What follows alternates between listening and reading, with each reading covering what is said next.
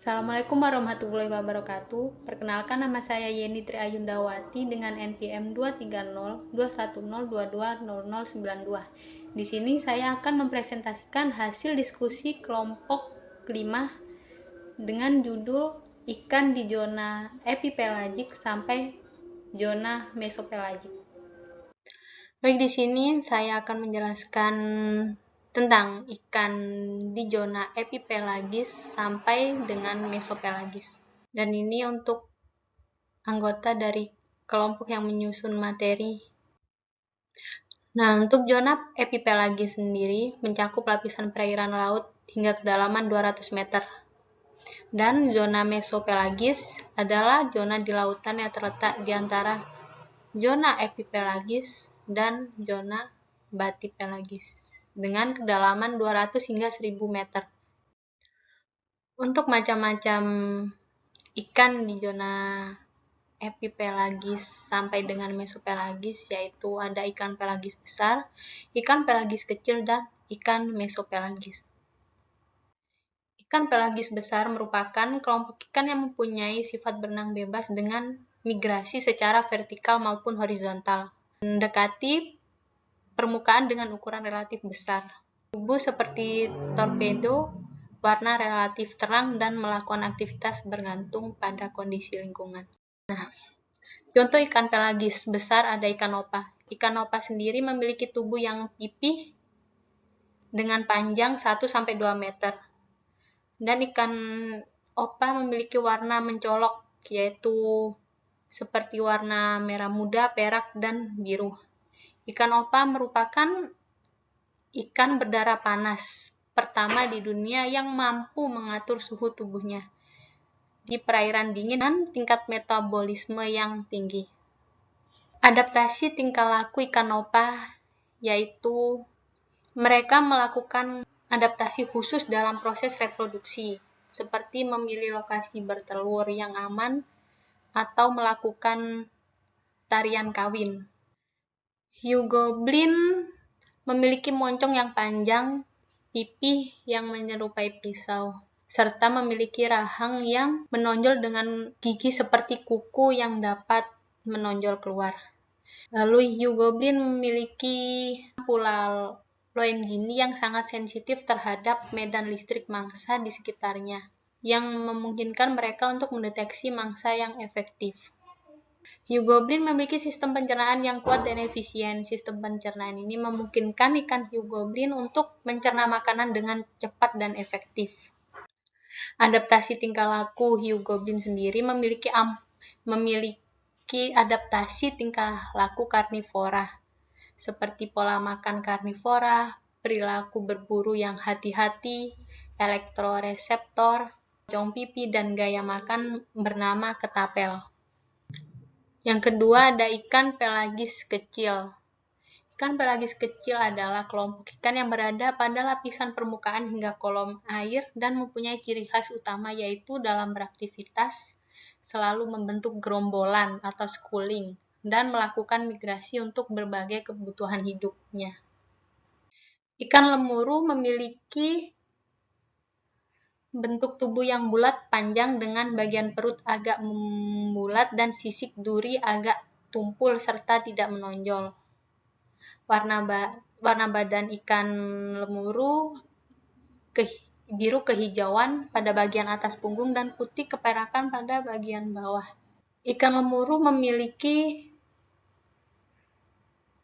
kemampuan untuk beradaptasi dengan perubahan suhu dan kedalaman air, serta dapat berkumpul dalam gerombolan besar untuk menghindari predator. Adaptasi tingkah laku ikan lemuru termasuk kelompok ikan kecil yang membentuk gerombolan schooling dan selalu mendatangi daerah yang aman untuk melakukan pemijahan dan merupakan daerah yang subur akan makanan pada musim tertentu. Jadi ikan lemuru sendiri akan bermigrasi ke tempat yang lebih subur dan aman.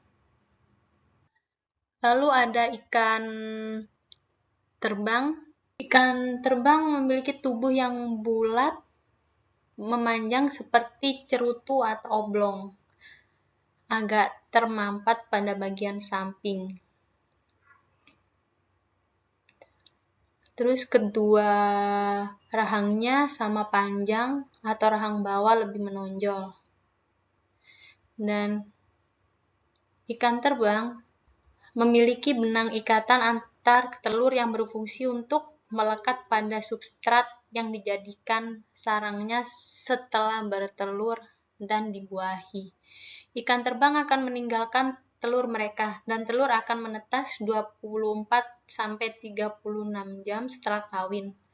Lalu setelah menetas, anak-anak ikan terbang berjuang hidup mandiri tanpa pengawasan orang tua mereka. Dan masa reproduksi telur ikan terbang adalah antara Juni sampai Agustus, di mana sering terjadi upwelling pada laut tersebut. Nah, adaptasi tingkah laku ikan terbang. Ikan terbang mempunyai tingkah laku yang khas, yaitu mempunyai kemampuan terbang sebagai adaptasi untuk menghindari mangsa atau gangguan dari predator di dalam air laut. Yang ketiga ada ikan di zona mesopelagis, adalah ikan yang hidup di zona mesopelagis biasanya pada kedalaman 200-1000 meter di bawah permukaan air laut. Berarti di zona mesopelagis sendiri sudah jarang terkena sinar matahari. Yaitu ada ikan black claw sejau, Malacosteus niger, yaitu ikan tersebut berwarna hitam, tubuh panjang dengan celah bukaan lebar, rahang longgar, gigi besar tajam, bertaring, dan gigi kerongkongan yang besar dan melengkung.